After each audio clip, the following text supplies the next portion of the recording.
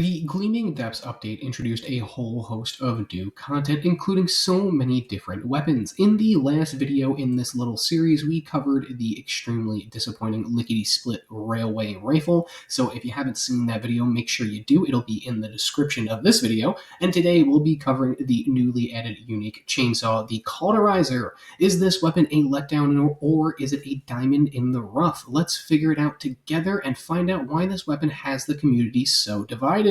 Before we get into the beauty that is the Cauterizer, let's talk about how you could get your hands on one of these bad boys for yourselves. And if you can't tell already, you obviously could get it from the Gleaming Depths raid, but specifically you could get it from stage 4 of the raid, and it has a 10% drop chance. And the plan for the Cauterizer has a 5% drop chance and is also obtainable from stage 4 of the raid.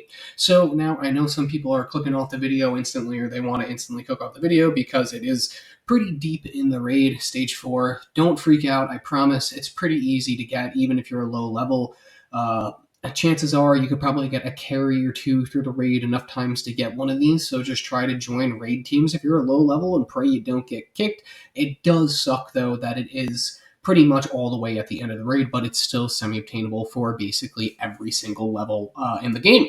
However, again, stage 4. If you are able to farm up to that point of the raid, or if you're able to farm the raid by yourself or with one of your friends, or you're just a high enough level to get through it with randoms, go ahead and farm this raid as many times as you can through. I was just farming the entire raid through until you have all of the weapon plans, and then you could just kind of stop because you could just craft all of the 4-star legendary effects and just scrap and just go and get them that way. But moving on, there you go. That's how you get it. Stage 4, 10% drop chance for the weapon itself, and the plan for the weapon has a 5% drop chance. Real quick, I'll go through the legendary effects and then talk about them a little bit more in depth once we finish going over all 4 of them.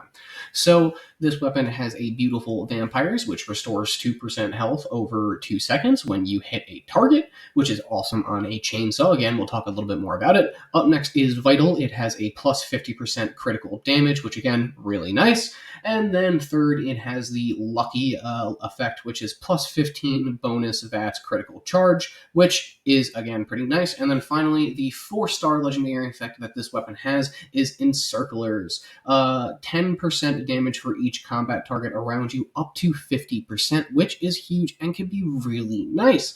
Now, moving on to the little built-in buffs that it has, not really like a legendary effect, but all of these raid weapons come with these little stats that are just there. So this one has plus 5% armor penetration, which is nice, minus 5 durability, which you definitely do feel, and then plus 25% action point cost. So obviously this thing has some pretty great perks and a little bit of synergy. First off, which Vampires, which is awesome, but kind of sucks if you're going for 100% DPS. Obviously, if you have a bloodied chainsaw with the faster effect, it definitely will do more damage than this thing, or even if you have a auto axe. So you will get outperformed in terms of DPS with this weapon. So it'll obviously dampen that, but you'll never die. So that's an extreme positive. If you are a melee player and if you don't have a healing weapon, if you don't have anything to heal yourself, this is your go-to. Boom, there you go. You got this. This should be the weapon that you use. It will allow you to do decent damage because of the Encirclers while also healing yourself with the Vampire. So it's really nice. Then you can see this weapon is made for VATS from the 2nd and the 3rd star effect, which is kind of weird. I'm going to be honest. I mean, for a chainsaw, but it can help with the lack of DPS due to the Vampires. And then it has Encirclers, which again, like I said earlier, it really can help with the DPS of this weapon. Obviously, it's not meant for bossing, but it's pretty perfect for mobbing. If you wanted to run West-Tech with this thing, you could without ever dying. You'll get a 50% damage boost pretty much the whole time because of all the enemies around. And again, this weapon is just meant for mobbing. Again, if you go into any area and just every single little map that you see, or every single red dot that you see on the map, boom, you're getting 10% damage up to that 50%, and you'll be able to do a decent amount. This thing, it shreds through basic enemies, and especially if you go into VATS, it is a one-hit. The reason why I said that it is weird in VATS, because the weapon's fuel is your AP, so if you're going in there trying to use as many criticals as you can, but then also you're fueling the weapon with your AP, I mean, that in itself is a problem because you're just going to burn through your VATS meter a little bit faster because you have to when using the weapon, unfortunately, for its fuel. So that is a little bit of a counterproductive task there for the weapon to pull off. But hey, man, it's okay. It's fun. It works. If you're using it on VATS on super mutants or on ghouls, you'll be able to one shot them. It is pretty decent. Before we get into the testing of this weapon and seeing if this thing shreds or if it's a huge miss, I just wanted to talk about the base stats of this weapon, just like I do in all of these other videos. Alright, so at level 50, no perks boosting damage and no mods. We're looking at 12 damage plus 5% per strength, and then 7 damage plus 5% strength for that little fire boost there. So 19 damage plus your strength boost, which is pretty nice. Again, that's pretty standard for a chainsaw, nothing special there. And then, of course, I just wanted to mention the look of this weapon. I didn't really touch on it earlier. All of the raid weapons look really cool, especially some of the melee weapons, like this one and then the sword that we'll be covering later on, really sticks out. But this thing looks awesome. Without a doubt, it's probably the best looking chainsaw in the entire game. It's the most unique chainsaw, and they actually had another skin for it in the Atomic Shop. So I think they want people to use this thing. But because they definitely put a lot of detail into it and a lot of attention to detail. It looks awesome, and even if you never use this thing, you'll still want to hang it up in your camp on display, or even if you just need a melee weapon to use for some odd reason, if you're like running a power armor build, this is a great option to have. It'll definitely leave newer players and people that don't know how to get it a little stunned because it does look beautiful. Let's jump right into the waters and talk about the performance of this weapon. If you saw my last raid video or any of my other weapon reviews, I'll start with how this weapon is against lower level and weaker enemies, and then work our way up to how this thing is against bosses, which I slightly touched on earlier. But starting off with the lower level enemies, like your mole miners, your ghouls, your human enemies, all that basic mobbing crap, obviously, without any real doubt, the Cauterizer could really melt lower level, weaker enemies. No pun intended there. Get it? Because it's a flaming chainsaw. But again, with no issue, this thing is just slicing through them. Again, double pun there. But you'll be completely fine with it. You'll be able to jump all over the wasteland with the VATS on this thing, which is really fun. Chainsaws are kind of a pain in the butt to use in VATS, though, just because of how they work in Fallout games. Unfortunately, the auto axe is a little bit better, but it still kind of is annoying to use in VATS, or maybe I just haven't mastered it. I've only played melee for, I don't know, like 200, 300 levels or something like that. So obviously there's a little bit that I can learn, but you'll always be topped up on health because of the vampires. No one should be shocked about how this thing performs against these weaker enemies. It's a flaming chainsaw that has VATS boosted damage. So again, no real surprise here. If you wanted to use this thing only on lower enemies like the ghouls, the Scourge, the Bloody Eagles, Mole Miners, you'll be set. This thing is an awesome chainsaw. I really don't know why it has the community so divided. I get the VATS dilemma with it, and obviously it's going to be outperformed, but like, if you don't have a vampire's chainsaw, this thing is awesome. Like, I don't know really how you could complain that much about it, but I'm sure Bethesda fans will. Now, moving on to your mid-tier enemies like super mutants and high armor enemies like snallygasters, things like that, this thing could still carry its weight without any real problems. If you go into Westec, like I mentioned earlier, you'll be able to get it with be able to get through it with no issue at all. Obviously, you won't really be like one-tapping these guys most of the time. If you have a better damage build than I do in the video, you'll be able to do a little bit more damage, obviously, and you probably can one-tap them, but most of the time, I'm not able to. I mean, it's still, again, a great weapon. It's not a bloody chainsaw, but again, that vampires will keep you alive forever, and then encirclers will allow you to still output a decent amount of DPS. So this thing is great at mobbing all type of enemies. You can't really go wrong. Again, if you only wanted to use this thing for mobbing because you're lazy like me when it comes to melee, and you don't really want to have to worry about using stim packs or doing any of that, or worrying about your health, or really just, worrying about your health, or really just anything, this is a perfect lazy man's chainsaw. This is awesome. In my opinion, this is one of the best melee weapons that's ever added. Again, I understand the dilemma with the VATS and everything like that, but it could still be extremely useful. And then now I also wanted to cover your tough boss type enemies like Mirelurk Queens and Super Mutant Behemoth and all those type of enemies. No real surprise here, because this thing is still okay against enemies. like this, the DPS isn't the best, but again, it's okay. It's a flaming chainsaw that has vampires on it. No surprise. That's certain circulars. If you can get it to boost the damage, like with the Mirelurk Queen, if she pops out all of her little Mirelurk babies, and if there's 5 of them around, boom, you're doing 50% more damage, and you have a constant heal. You're fine. You won't really have a issue on this. Again, the fact that this thing relies on VATS and AP, you won't be able to constantly be spamming crits. Eventually, you won't have any AP, so you won't be able to do any damage. But again, that vampires will keep you alive, so you could just use most of your AP, cut back, and then just use it with some tea and everything like that to just regain it as much as you can and still keep your health up. You could just tap that way and just reheal, heal, tap, and just you'll be able to use it. Now, against your nuke type enemies, you'll have a little bit of a harder time, but unlike most weapons from this raid, I feel like I've been saying this for the last couple of videos, you could actually still compete with some of the other heavy hitters. Again, you'll be outperformed by a bloodied faster auto axe and even another vampire or another bloodied chainsaw. But because this thing has vampires on it, you'll be able to constantly keep yourself alive, and the fact that most nuke bosses are surrounded by other mob type enemies, that encirclers will be always proccing, so you'll keep your health up and you'll still be able to outperform a base chainsaw and really some other people in the raid. If you have a decent melee build, this thing could still kick ass. And then obviously, just to end this segment off, I wanted to talk about how this weapon performs in raid content, because this thing is obtained from the raids.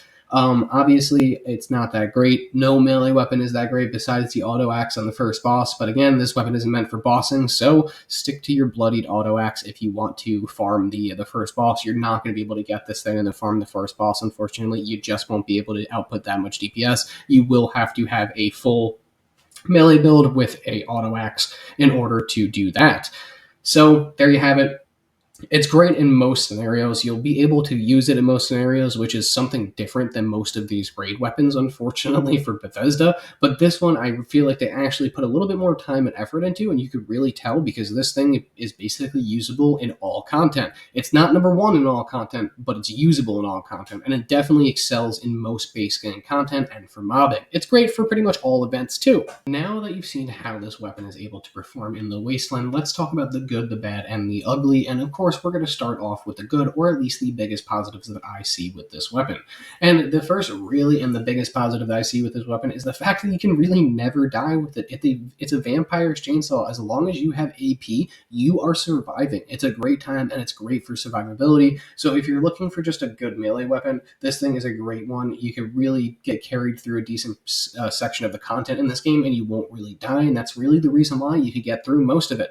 Now, even if you're a higher level player and if you just don't have any good melee weapons, and if you just can't craft any for some odd reason because you don't have bloodied unlocked or you don't have faster unlocked or whatever the hell, this is a great weapon to get your melee build started. And again, this is a great go-to melee weapon. And even if you are a melee build and if you don't have a healing weapon, this should be your go-to. Congrats. If you are able to get this, throw it on your roster of weapons that you're cycling through because you will not die with this weapon. Next up, I also have been talking about this one a lot. I wanted to mention the fact that in terms of chainsaws, this thing is actually a beast in VATS. It's really fun. In some of the video, in some of the clips here, you see me flying around with the chainsaw, jumping from enemy to enemy and one-tapping them, the Blood Eagles and the Cultists and everything like that. It is really fun. If you run a VATS melee build, this thing could fit right into your rotation without any changes. It's fun to use a VATS chainsaw, just something I never really do, and it honestly just feels kind of right. Like I said, though, it's also it's a double-edged sword because it's a positive and a negative. While it is fun to use, it does also kind of hinder the performance of this weapon, unfortunately. And then I also wanted to bring up the fact that this thing is so good to use for mobbing. I've mentioned it so many times. If you somehow don't have a go-to mobbing weapon for your melee character, this thing is a go-to for you. It's just a lazy man. Throw it on. You're good to go. You won't ever die. And again, most people have enough AP to constantly have this thing going. It doesn't cost that much AP. And it's just so you won't have to pay attention to your health. You could just tap an enemy and you're on full health, and it's a great tool to use really any vampire's auto melee weapon. But in particular, this thing is a unique one. It has a great look, and it's a guaranteed drop. If you don't have vampires yet, congratulations, you just added a new vampire's weapon to your arsenal if you're a melee weapon user. And then finally, I just wanted to mention, going off of that, I think that this thing is the first unique chainsaw ever added in Fallout 76. Correct me if I'm incorrect in the comments, please. But even if it's not, it still looks dope. It's probably the most unique looking melee weapon in the game besides the Headhunter Scythe. That thing also looks awesome. But I think it is the first chainsaw in Fallout 76. While it's not the best for damage, it's definitely still extremely usable, and people should not be shitting on this weapon as much as they are. If you watched any of my other raid-specific weapon videos, you know what I'm gonna say. Every rose has its thorn, every yin has its yang, and every positive has its negative. There are obviously some bad features with this weapon, so let's go ahead and talk about those, because I know you guys have probably already typed it in the comments. Now, the first thing that I do want to mention is, I know that I said that this weapon is considerably easy to get. I was talking about just it's not impossible for lower levels to get. Now, it is still pretty hard to get in terms of weapons in Fallout 76. It's just not impossible for a lower level to get, because you can get carried through the raid, and Fallout players are nice. They will do that. If you join their team, there's a good chance that you won't get kicked, and you will be able to get a carry through whatever section of the raid that they are currently doing, if it's not a full team. But I just wanted to mention one of the biggest downsides of all of these weapons is how hard to obtain they are for most players. If you could get it from a quest at level 25, it would be a god tier weapon for all players, but it's obtained from the hardest content in the entire game. And it's obtained at the end of said content, so it's pretty shitty that you have to go through basically the entire grind to get this weapon and probably not use it, unfortunately. Now, next up, as I mentioned a few times during this video, this thing is great for survivability, but it's so easily outperformed in terms of DPS. And chances are, if you could farm the raids consistently, you'd probably have a better melee weapon, or just a better weapon, or you just don't use melee weapons like a god tier auto axe, or you're running a Gatling plasma or something. So you won't really need to go for this weapon at all. Even if you made a bloody chainsaw with the same effects, it would be better. Again, it's just disappointing to see these hard to obtain endgame weapons be outperformed by just basic versions of the same weapon. However, I will say that in terms of a vampire's chainsaw, this isn't the worst thing to have. It is just not entirely optimized, and I don't think that we could expect that from a unique weapon from people who don't really play the game. You got to remember that most of these Bethesda guys that are making these weapons unfortunately don't play 80 hours of this game per week. As crazy as it is to say, some people may disagree with that, but most of the people that are making these melee weapons and coming up with these concepts, or coming up with these raid weapons or anything like that, probably aren't game testing them for more than a few hours at a time, and they're probably not game testing them on the hardest content in the entire game when they are testing them.